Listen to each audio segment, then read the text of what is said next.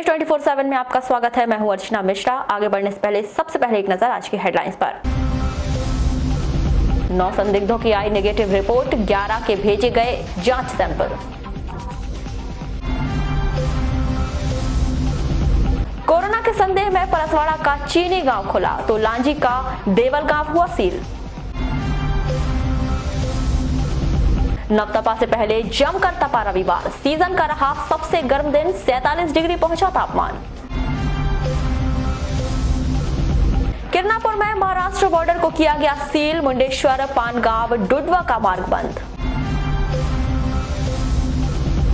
Lockdown के कारण दूसरे जिले में फंसे 12वीं छात्रों के लिए अच्छी खबर, मर्जी अनुसार दे सकते हैं परीक्षा।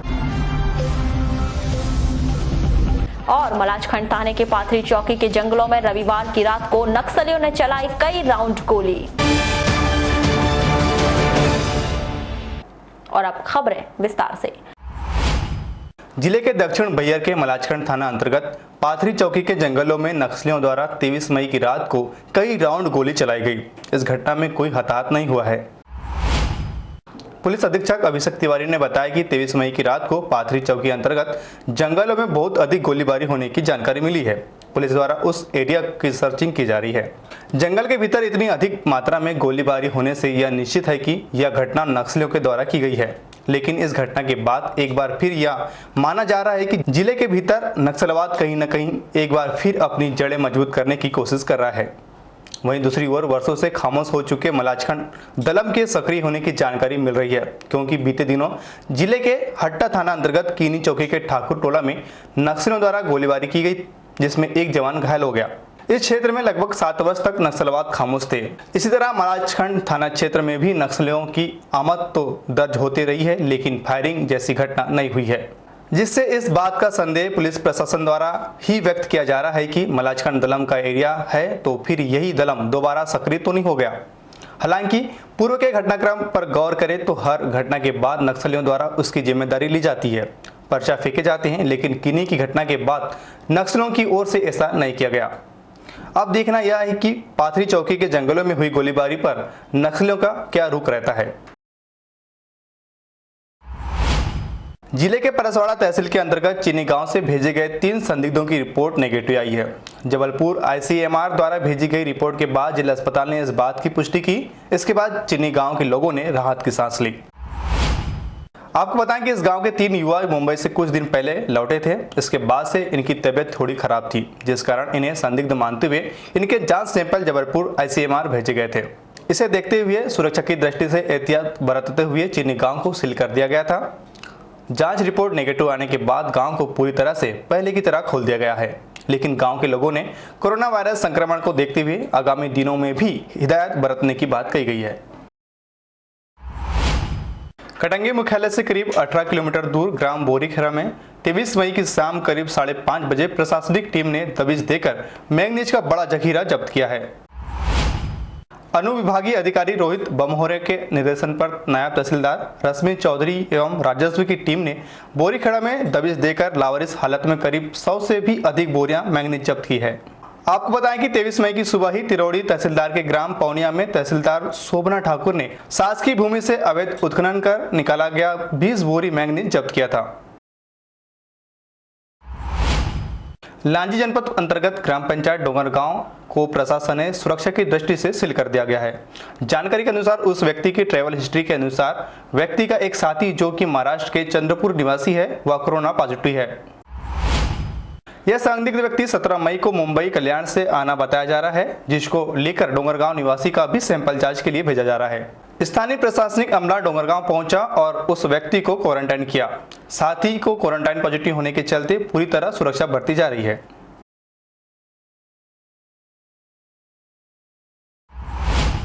सफेद राशन कार्ड धारियों के लिए शासन का अजीबोगरीब फैसला आया है, जिसके बाद से सीधे जिले के हजारों हितग्राहियों को आगामी दिनों में परेशानी का सामना करना पड़ सकता है। जिला खाद्य अधिकारी HS चौधरी ने बताया कि उनके माध्यम से भोपाल स्तर पर सफेद कार्डधारियों को राशन वितरण के लिए आवेदन भेजा गया था, लेकिन जिला ग्रीन जोन में होने की वजह से बाजार और दुकानें खुल गई, कामकाज खुल गए। इसे देखते हुए आवंटन नहीं भेजने की जानकारी दे दी गई। आंकड़े के हिसाब से जिला मुख्यालय में ही 3000 से अधिक ऐसे हितग्राही हैं जिन्हें सफेद कार्ड योजना के तहत राशन मिलना था।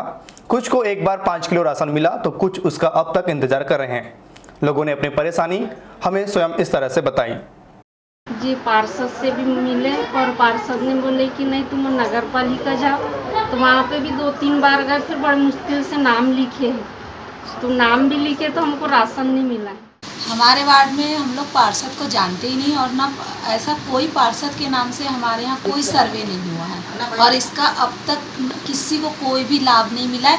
हम लोग इसमें जानते ही नहीं कि पार्षद आके कोई गरीबों की समस्या लिख के लेके गया कि इतना लॉकडाउन की वजह से हम लोग कोई कितना परेशान है, इसका किसी चीज़ को ना अनाज का लिख के गया, किसके घर में क्या है, किसके घर में, उसको इस चीज़ से कोई मतलब ही नहीं रहा। हम जानते ही नहीं कि पार्षद का चेहरा तक नहीं देखे। कौन सा वार्ड है ये वार्ड नंबर 33।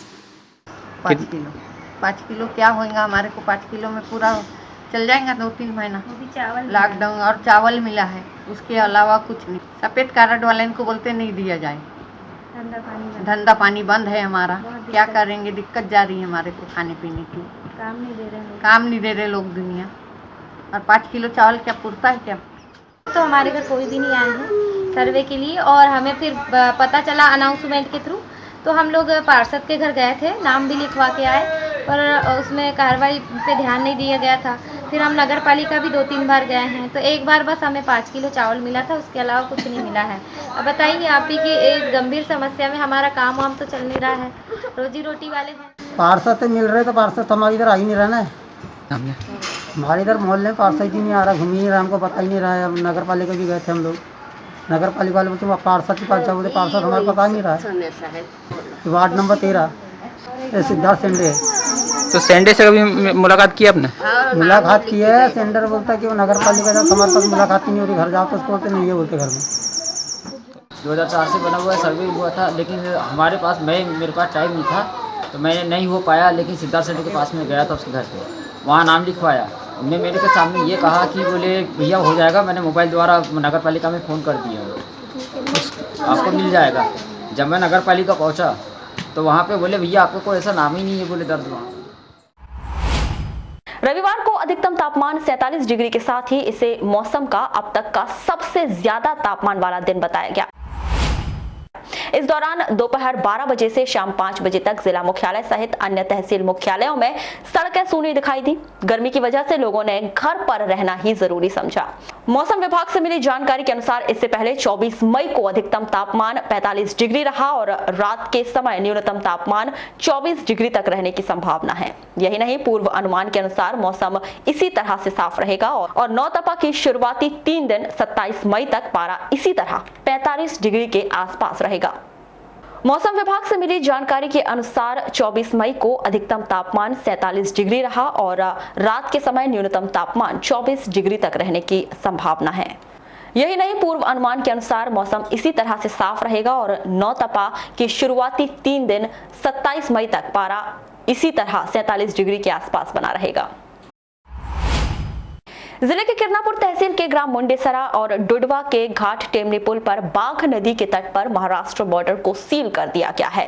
बता दें कि गोंदिया जिले में लगातार कोरोना वायरस संक्रमण के बढ़ते मरीजों की संख्या और बालाघाट जिले में प्रवासी मजदूरों की संख्या और उनमें कोरोना वायरस संक्रमण के खतरे को देखते हुए ये कदम किरनापुर एसडीएम निकिता मंडलोई द्वारा उठाया गया। इस दौरान एसडीएम निकिता मंडलोई, तहसीलदार किरनापुर राजेंद्र टेकाम, राजस्व निरीक्षक किरनापुर, हल्का पटवारी, ग्राम सरपंच, सचिव, ग्राम रोजगार सहायक नदी तट पर उपस्थित रहे।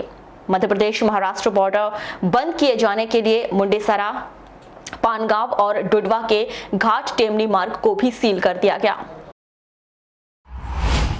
कोरोना वायरस संक्रमण की वजह से की गई लॉकडाउन, उनके कारण हायर सेकेंडरी स्कूल की परीक्षाएं रद्द कर दी गई थीं, जो 9 जून से करवाई जा रही हैं।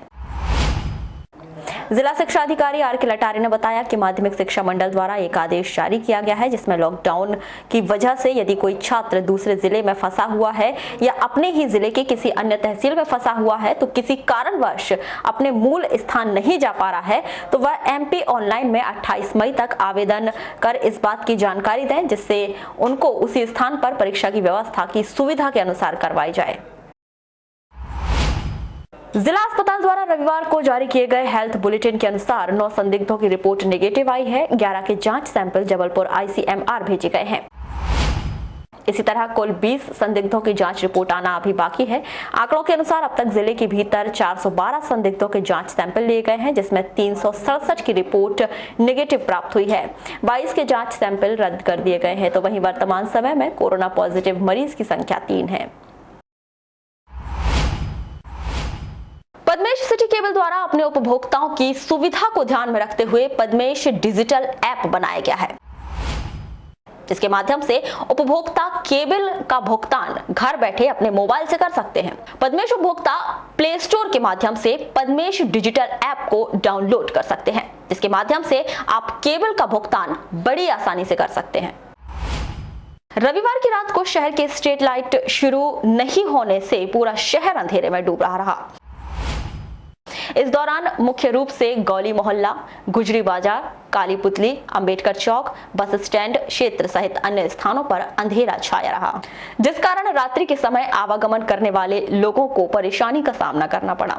नगर पालिका परिषद से मिली जानकारी के अनुसार तकनीकी कारणों की वजह से बिजली शुरू नहीं की जा सकी थी। रात 7:30 बजे तकनीकी सुविधाओं में सुधार करने के बाद शहर के अधिकांश क्षेत्रों की स्ट्रीट लाइट शुरू की गई। बालाघाट जिले के वारासिवनी निवासी शिक्षक शेरसिंह चौधरी के पुत्र शुभम चौधरी का चयन IIM नागपुर में हुआ है। जानकारी के अनुसार शुभम ने प्रारंभिक शिक्षा केंद्रीय विद्यालय भरवेली से प्राप्त की है। इसके बाद नागपुर से केमिकल इंजीनियरिंग की शिक्षा ग्रहण की, जो वर्तमान में बेंगलोर में एक प्राइवेट कंपनी में प्रोडक्ट मैनेजर हैं। अभी आए रिजल्ट में शुभम का IIM नागपुर में चयन हुआ है। शुभम ने अपनी इस उपलब्धि का श्रेय अपने माता पिता और परिवार को दिया है। मैंने अपनी शिक्षा केंद्रीय विद्यालय भरवेली से प्राप्त की है। उसके बाद LIT नागपुर से मैंने केमिकल इंजीनियरिंग की है।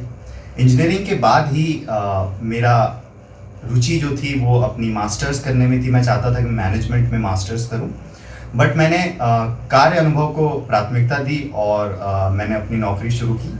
करीब 3 साल की नौकरी के बाद मैंने फिर से अपने मास्टर्स की दिशा में बढ़ना शुरू किया और कैट की तैयारी शुरू की। कैट की एग्ज़ाम देने के बाद करीब 10 महीने से मैं तैयारी कर रहा था, अपनी जॉब के साथ ही तैयारी कर रहा था। एग्ज़ाम के बाद करीब मुझे 6 IIMs के कॉल आए हैं और सबसे पहले IIM नागपुर में मेरा चयन हुआ है और बाकी के रिजल्ट आना बाकी है। प्रदेश के स्कूल शिक्षा विभाग ने कोरोना वायरस के संक्रमण को पाठ्यक्रम में शामिल करने का निर्णय लिया है, जिससे कोरोना वायरस पाठ्यक्रम में शामिल किया जाएगा, जिसके बाद प्रदेश के स्कूलों में पढ़ने वाले बच्चे ये जान पाएंगे कि इस वायरस ने कितनों की जान ली और कितनों की जान बची, इसे किस तरह बचाव किया गया था और कोरोना संक्रमण के चलते देश दुनिया में क्या क्या परिवर्तन आया था। इन सब चीजों को पाठ्यक्रम में शामिल करने के लिए शिक्षा विभाग अस्पतालों, साइंटिस्ट और विशेषज्ञों की सेवाएं लेकर एक पाठ्यक्रम तैयार करेगा और जल्द ही इसे संपूर्ण मध्य प्रदेश के पाठ्यक्रम में शामिल किया जाएगा। पाठ्यक्रम में सम्मिलित किया जाएगा या नहीं, ऐसी कोई चर्चा या ऐसा कोई पत्र अभी तक हमें प्राप्त नहीं हुआ है।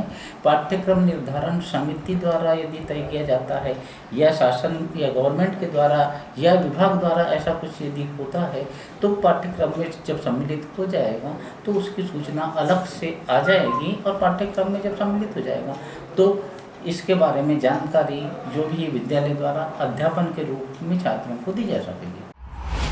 तो ये थी अब तक की खास खबरें। अगले न्यूज बुलेटिन के साथ फिर मुलाकात होगी, तब तक के लिए नमस्कार।